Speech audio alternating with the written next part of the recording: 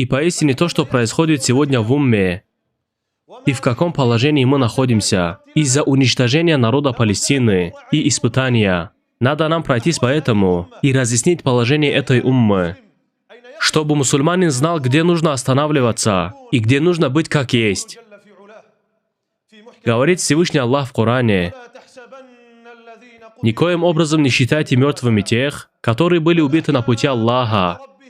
Нет, они живы и получают удел у своего Господа. Но однако умма сегодня, будь он в Палестине, или в Сирии, или в Ираке, или в Афганистане, или в Бурме, поистине народы, которые живут в этих местностях, поистине они не печалятся из-за утраты своих любимых. Однако печаль, о мои братья, приходит из-за оставления без помощи тех мусульман».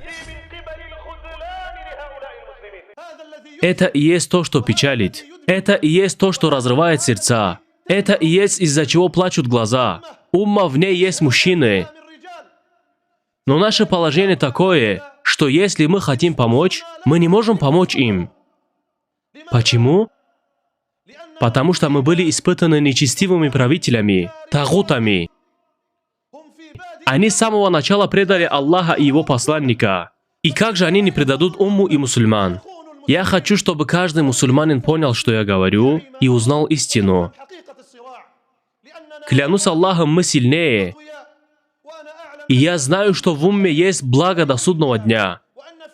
И поистине в ней есть группа. Как сказал посланник Аллаха, саллаллаху алейхи вассалям, не перестанет быть на истине группа из моей общины, и не навредят им те, кто оставил их без помощи, и те, кто разногласят с ними, до тех пор, пока не придет веление Аллаха.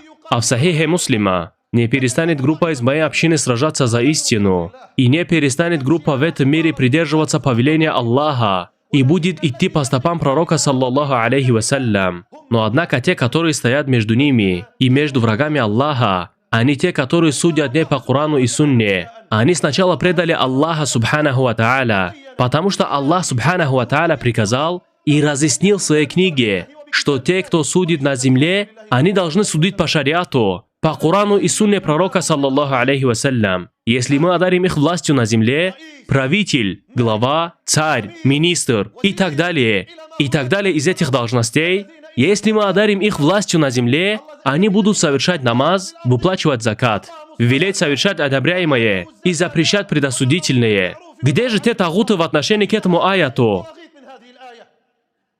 И Аллах субханаху ва тааля говорит: те же, которые не принимают решения в соответствии с тем, что ниспослал Аллах, являются неверующими. Аллах субханаху ва тааля говорит: неужели они ищут суда времен невежества? Чьи решения могут быть лучше решения Аллаха для людей убежденных? И говорит Аллах субханаху ва тааля: поистине решение принимает только Аллах. И Аллах субханаху ва тааля говорит: суди же между ними согласно тому, что ниспослал Аллах. Потому что ты увидишь тех, которые судят всем, кроме суда Аллаха. Они с самого начала предали договор, который между ними и между Аллахом. И после этого как мы можем ждать от них блага? И нет в них блага для того, кто создал их Джалля ва Аля. Я хочу, чтобы ты подумал о них. О их положении. Умерло 1 миллион иракских мусульман. Не сдвинулись с места. Умерло 1 миллион сирийцев. И умирает. Не сдвинулись с места. В Восточном Туркестане были изнасилованы женщины. Не сдвинулись с места. Сделали то, что сделали в Бурме. Даже тогда не сдвинулись с места. Ты слышал отрицание? Ты слышал хотя бы слово от этих правителей? Тот тагут хочет от палестинцев, чтобы они ушли в пустыню, и не хочет, чтобы они пришли на Синайский полуостров. Все это для того, чтобы они удовлетворили своих главарей-европейцев, которыми они поклоняются помимо Аллаха. Умма должна понять то, что спор не закончится, пока мы не освободим наши земли от тех, кто судит между нами судом европейцев.